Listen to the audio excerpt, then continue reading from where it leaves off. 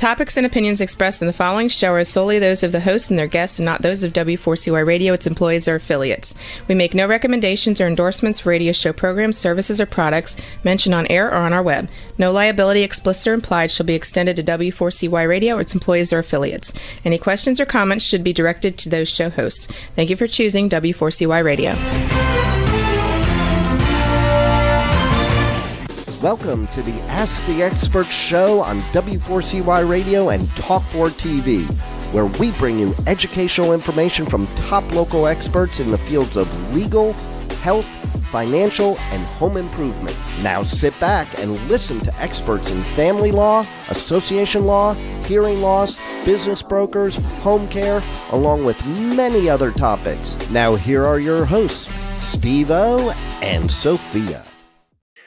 Good morning, Atlanta. Welcome to another Ask the Experts, where we bring you the top experts in the field of health, legal, financial, and home improvement. We have a great show for you today. I got to tell you, this show is probably one of my favorite shows to do. It is so easy. It goes by so fast. We were so blessed to get one of the most incredible doctors in the city of Atlanta. And there's a lot that you're going to learn today that it doesn't really matter what city you're in. Dr. Taylor can help you. We have had so many new listeners.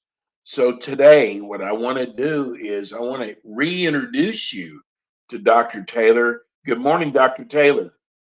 All right. Good morning. Good morning, Steve. How are you doing? Good. You had a great, I guess, holiday trip, huh? Yeah. We went to Punta Cana.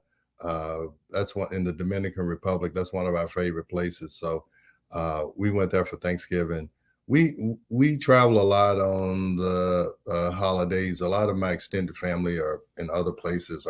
Unfortunately, they've passed away. So it's just kind of my immediate family. And so a lot of times we travel on holidays because, again, my office is closed. So that allows me to, to leave town without actually, missing several days in the office.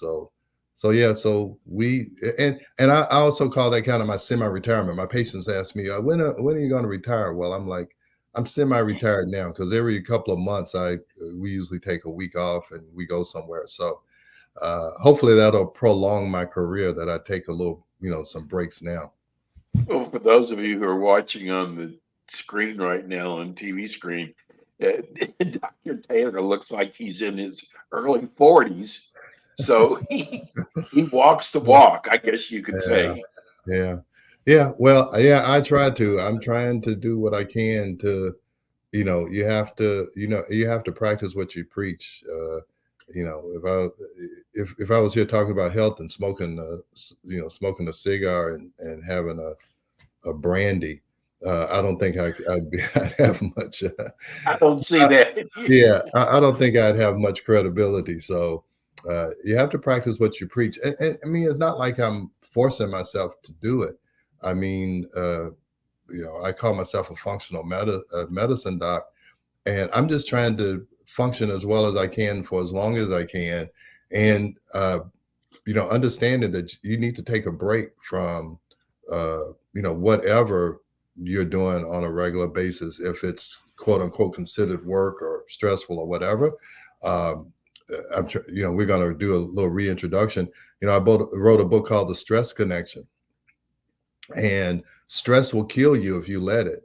And so I'm trying to make sure that, I don't let stress kill me, because stress is always around, and sometimes you just have to take a break so that your body can recover from a stress or repair itself from a stress. And the best thing to do is to remove the stress from your life, or you remove yourself from it so that you can kind of regroup and move forward.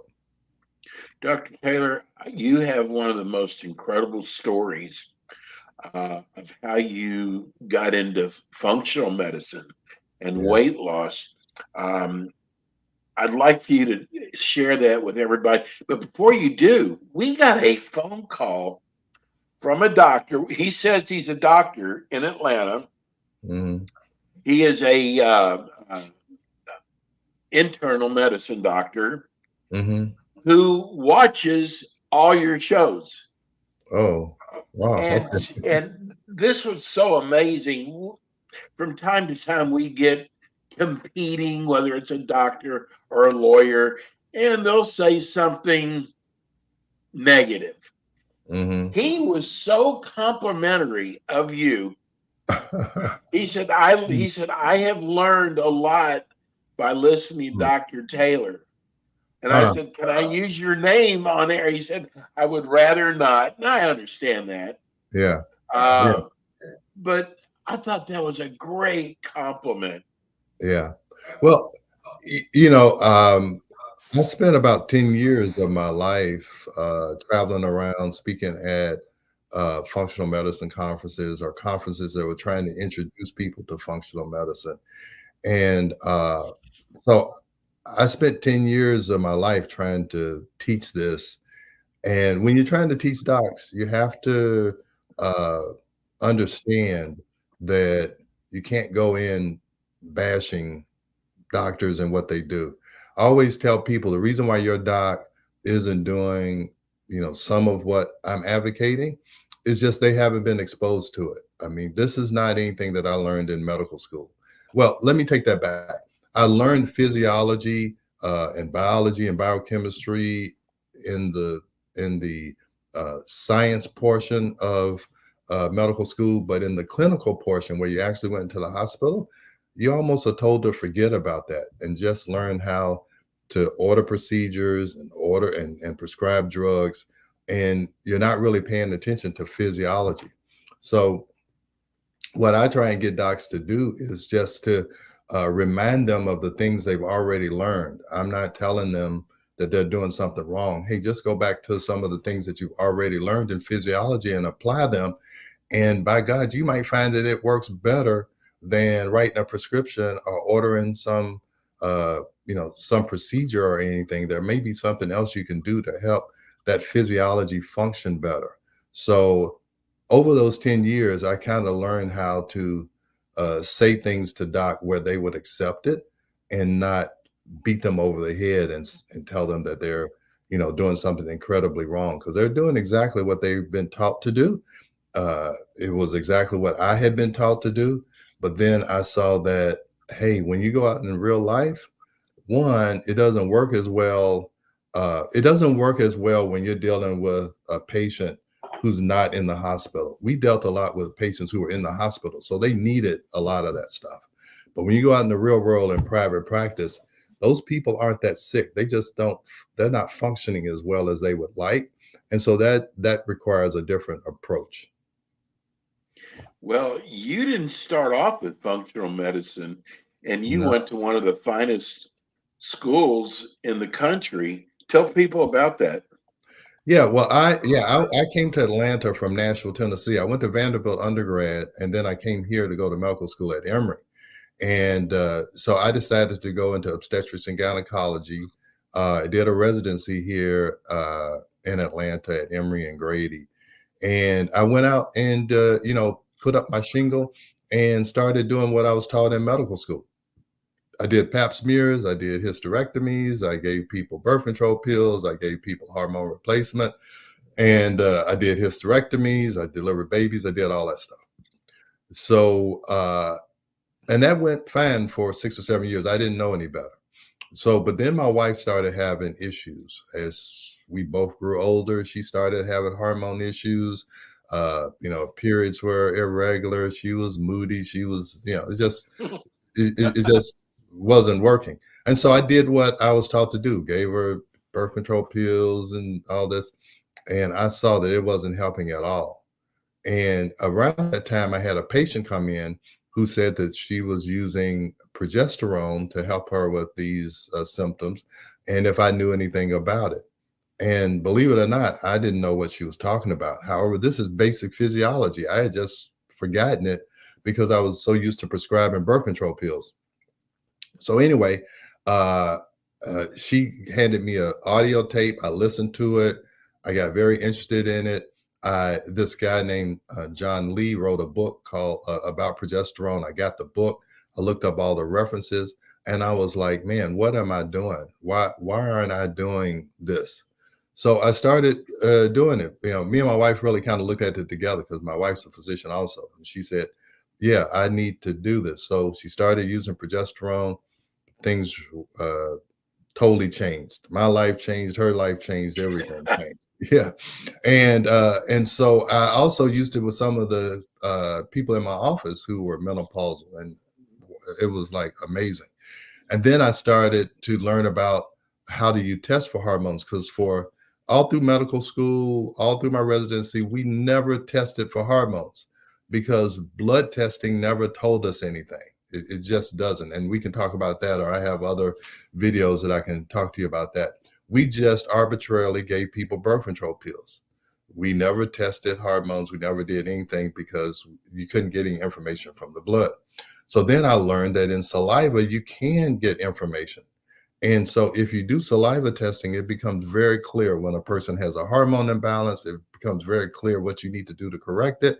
And then you can retest it to make sure that you did it right, which before, when you're on a birth control pill, the only time I knew it wasn't right is when it didn't help you at all, or you might be on it for 2 or 3 months and it never helped you. And then you come back and we try another birth control pill. You use that for 3 months. That didn't help you. And you know, it could be a year and a half later and you're still dealing with the same thing. So the testing changed the course of my life. And then from that, I started looking at other things that I hadn't learned in medical school, and maybe that could help. So that's when I got interested in stress and weight loss and IV therapy and brain health. And all of these things can be improved if you give the body what it needs to function at its normal level. So once you can test something, you can see that something is not where it should be. You can and bring it back to normalcy. The patient will start to feel normal and function better. So that's kind of how I got into it. You know, I always tell when I used to lecture, I'd say, I got into this for selfish reasons. I was Right. trying to improve my home life. And then from that, you know, it totally changed the course of my life. So, yeah. And, you know, the thing is that when you're doing OB, I mean, when you're waking up in the middle of the night, you know, in these stressful situations, you can do that when you're younger. When I was in my 30s, oh, that was great. I thought it was so exciting. I got into my 40s, late 40s. I'm like, I cannot keep up this pace. I need to figure out something else to do. So that's when I totally made a 100-degree turn, stopped Yes. OB, stopped doing GYN, and totally committing myself to this. And you know, I feel like I feel like this is kind of what I'm supposed to do. So I'm It's where very God wanted you to be. yeah. So I'm very comfortable talking about it. I'm very comfortable talking to other people about it. And I think, you know, maybe your doc sees how much I believe in this. And you know, this is another thing I should always say. You know, science is not a religion. Okay. Science is just science. So whether if somebody else doesn't believe in it, it doesn't make it not true. You know, you know, people say, I don't believe in saliva testing. I don't believe in this. I don't believe in that. I'm not asking you to believe. I'm asking you to look at the facts and accept the facts.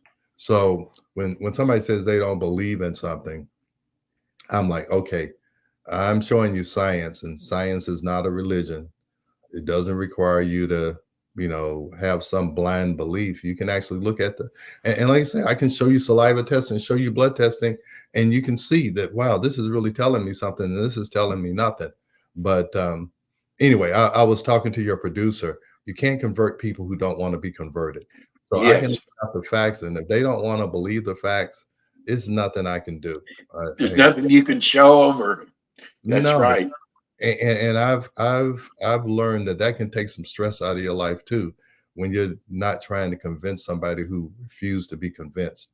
And you know, I don't want to get political, but you know, in our political climate, that's how it is. The facts don't mean anything. It's whatever side you're on it, and nobody's going to tell you any different. And sometimes medicine is like that. You're on one side, that's the side you're on, and it doesn't matter what somebody else says. Now, I will tell you this, because I was traditionally trained and I have done this functional medicine, gone this functional medicine route, I understand both sides of the equation. Okay. And I tell my patients, hey, look, I'm not anti-traditional medicine. I'm trying to help traditional medicine work for you, because some people, they need high blood pressure medicine, they need all this stuff, but there's Right. other things you can do. You can lose weight, you can do these other things, and you may need less medication, and you might not even need the medication. So I don't bash doctors. I don't say that this guy doesn't know what he's doing. He's doing what he was taught to do. And it's just like if I'm a cardiologist and you're a gastroenterologist, I don't really understand everything about your specialty. And in functional medicine, that's the same way. So I tell patients, don't ask your traditional doc if what I'm doing is okay. They don't understand it. All I'm concerned about, does the patient understand what we're trying to do?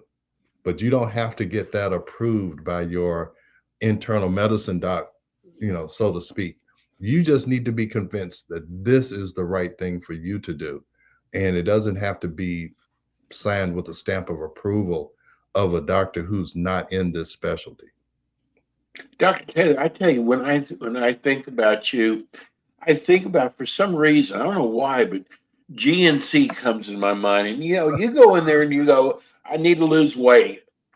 And they don't go into any history or physical. They say, okay, try this pill here. Try Yeah. this. Yeah. But with you want to find out what the problem is first, Yeah. so that you know how to treat it. You don't just throw a pill at somebody. Right. Right.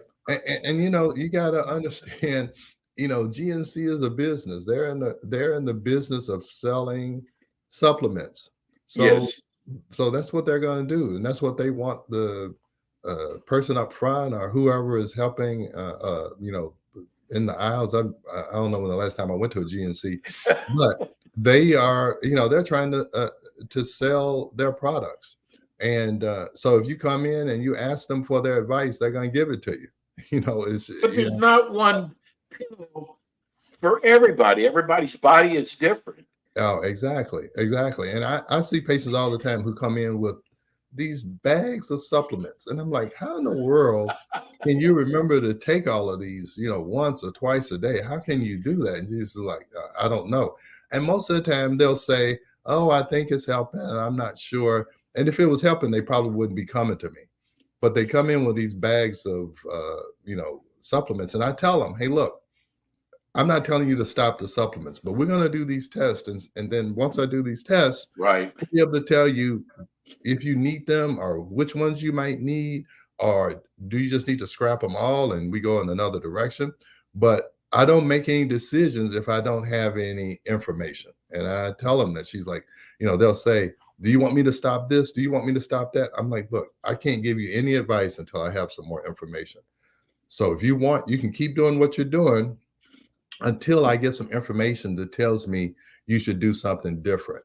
So Apparently it's not working if they're coming to see you.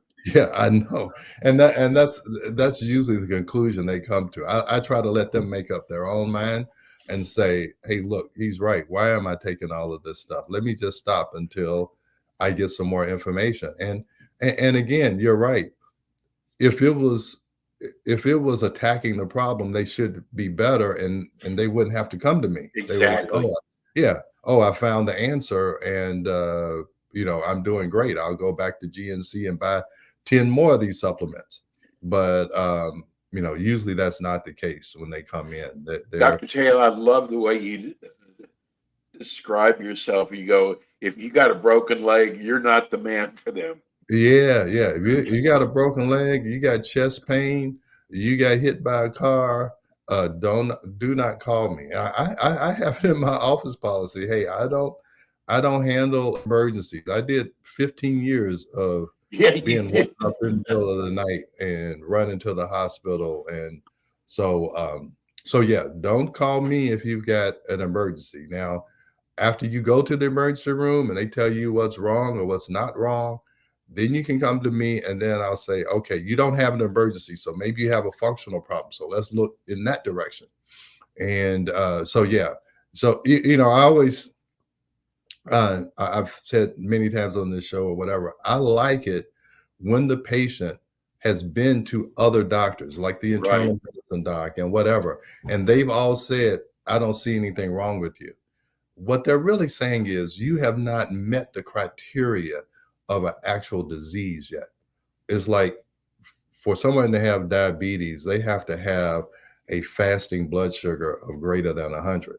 So if you have a fasting blood sugar of 98, they're going to say, oh, you're fine. But if it's 100, they're going to say you have diabetes. I'm saying if you see that fasting glucose goes from 70 to 80, that's when you start doing something and say, hey, look, we need to make sure that this doesn't get any worse. So that's the difference with the way I look at things and way your internal medicine doc is going to look at it. You have to cross that line of disease, but the functional medicine line is a lot further back or whatever. We would do something a lot earlier when we see that you're heading toward some direction. So so that's the difference. I have all these sayings is that the doctor keeps telling you that you're not sick and you keep telling the doctor that you don't feel well. Yes. And there's a big gap between being sick and being well. Okay. So the doctor is right. You're not sick. You have not crossed that line of disease. And the patient is right. It's saying, I'm not as well as I used to be. So those are my patients. If you've crossed the line to disease, then yeah, you need to go to the internal medicine doc or whoever. But if you have not crossed that line and everybody keeps saying that you're fine and you know that you're not, then those are my kind of patients. I got to tell you, I know that I swear to you, I'm not trying to get into religion, but I know you're a spiritual person. I am a believer. I'm a spiritual person, and I look at what God has done in your life.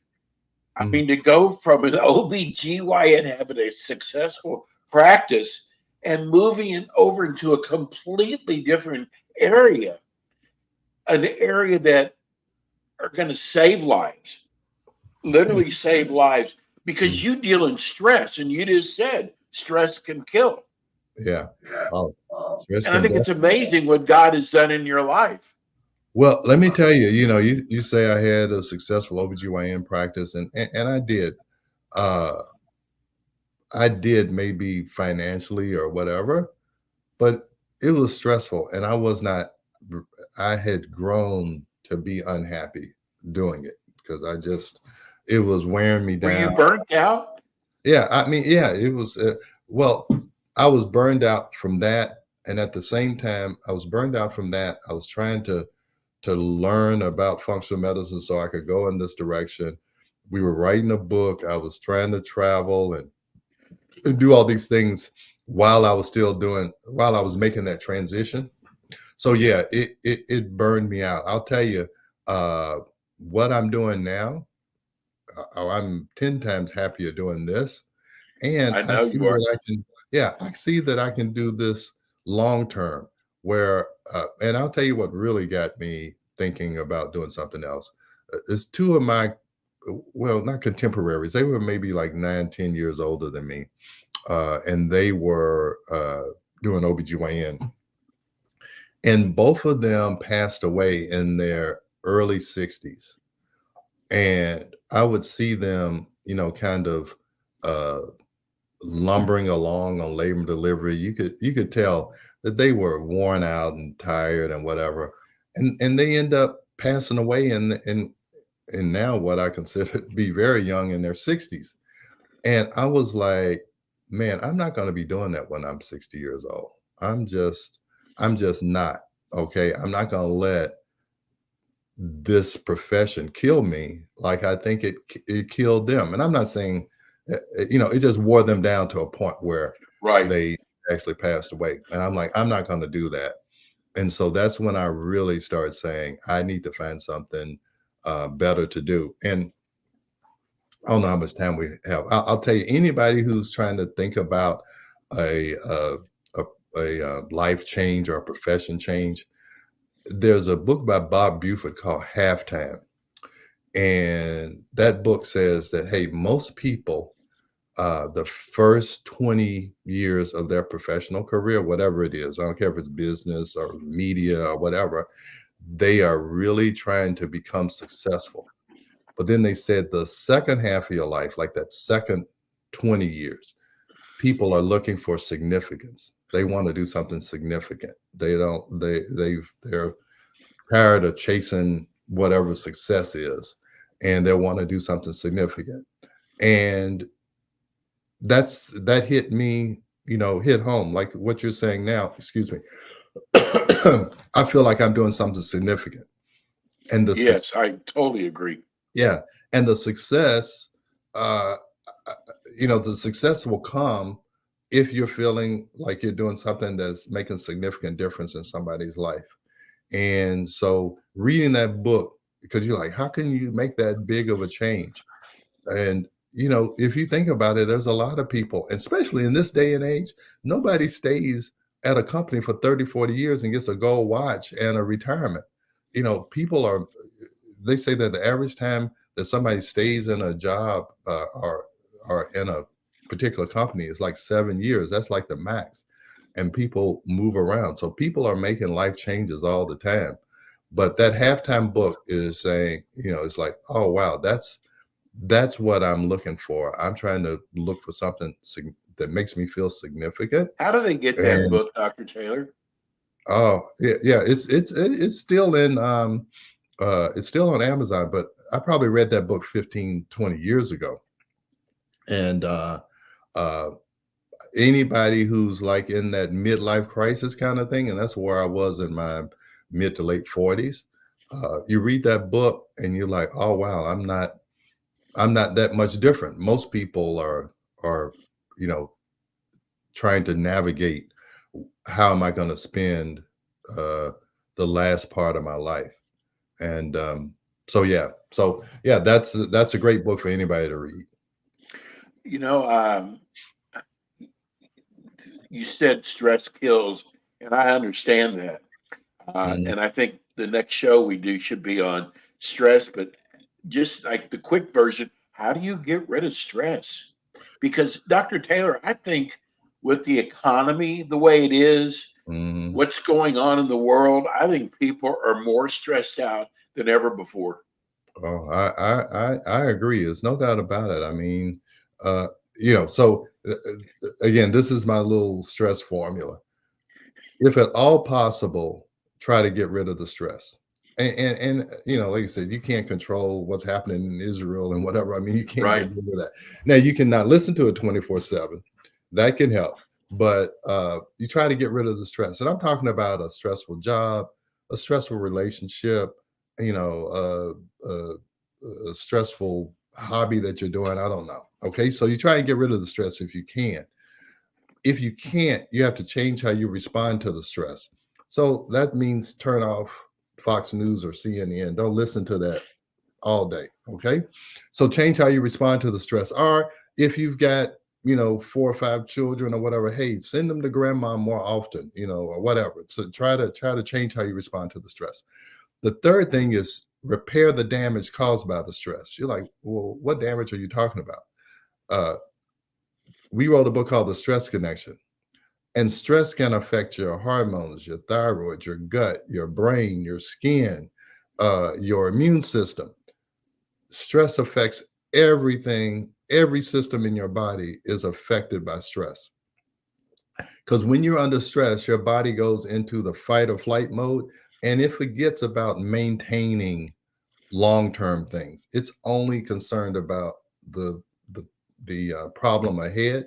And so other things get put on the back burner. And if you let that happen long enough, then it's going to be detrimental to those systems. So we do tests to look for the damage and try to repair the damage.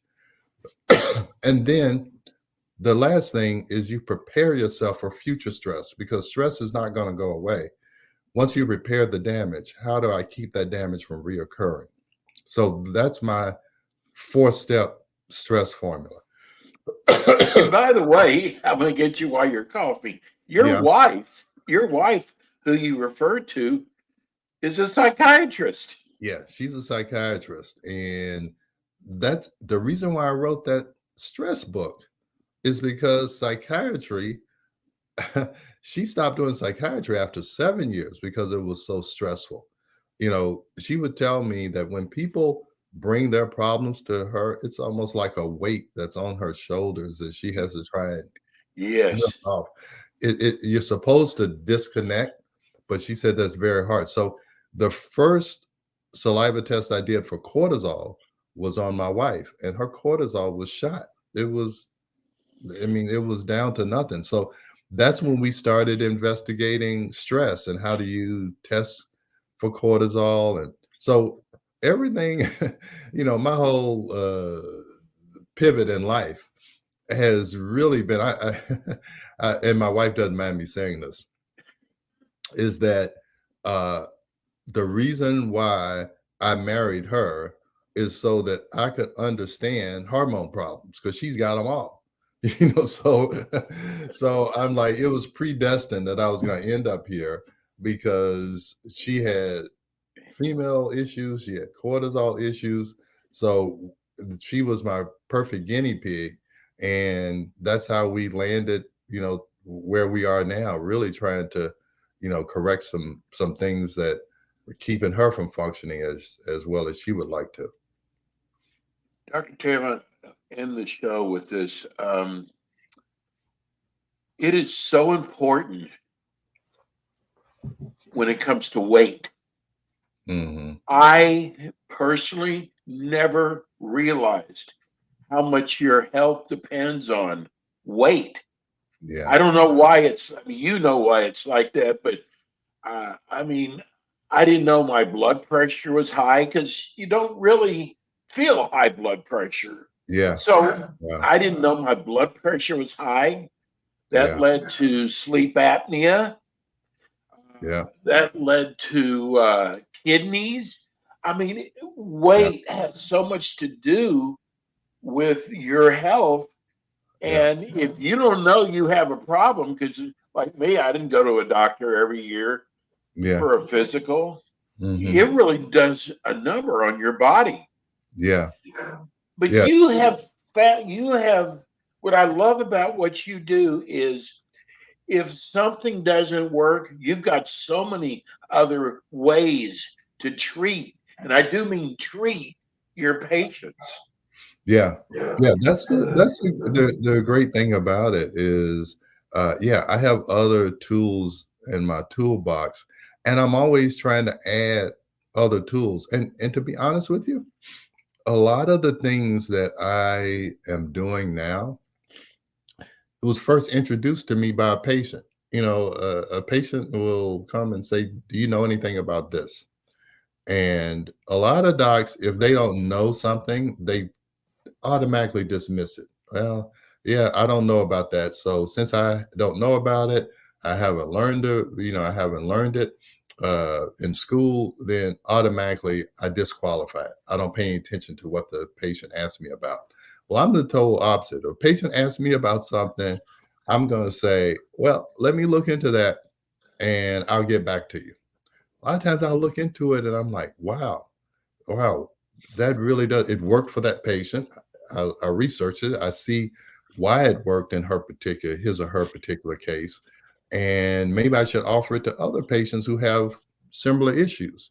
So I will tell you, the patients teach me a lot, or they introduce a lot of stuff to me, because you got to realize that patient only has 1 or 2 issues that they're trying to research.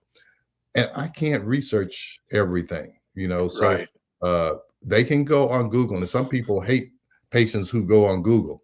I don't mind it, because I can look at it, and if I tell them, hey, look, you don't want to do this, and this is the reason why it's not going to work. But then other things I'll say, yeah, this makes total sense. You have this, and this particular whatever, whether it's a herb or whatever it is, yeah, that makes sense that you should respond to this if you have this problem. And so, yeah, just like I learned about saliva tests, all that stuff, it came from a patient asking me if I knew anything about it. And I had to be humble enough to say, nah, I don't. But let me look into it and I can give you my opinion afterwards.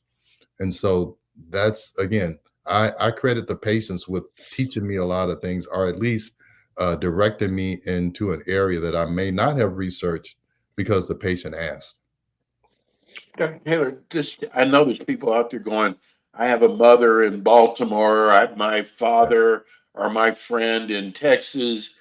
Here's Dr. Taylor's in Atlanta. Tell people about telemedicine and how you can reach them if they're in a different city. Yeah, with telemedicine, well, the one thing that came out of COVID is that the telemedicine rules got very relaxed because, in COVID, when everybody shut in, people still had medical problems. Right. And so they relaxed. It used to be that if you didn't have a license in a particular state, you really couldn't, do anything either virtually or whatever in that state.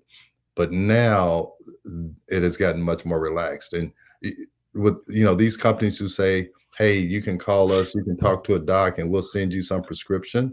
You hear these commercials all the time. Yes. I never heard commercials like that before COVID because That's you really right. couldn't do that. Okay. So now with COVID, the states relaxed those rules.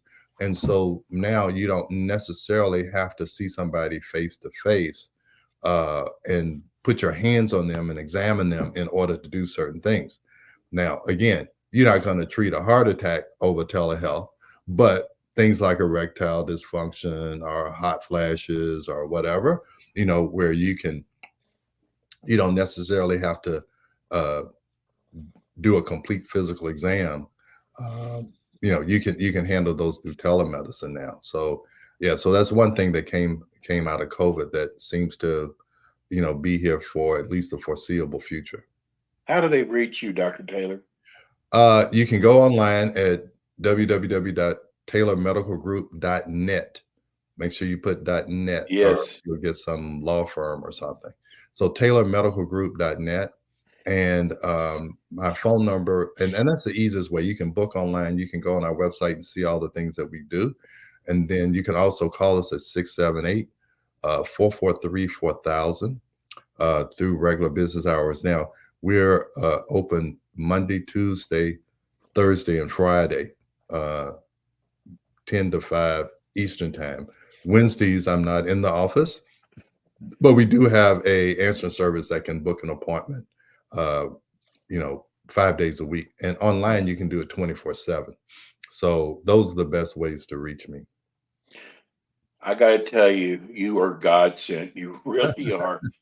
Taylor, we love having you on. Dr. Taylor's with us every month.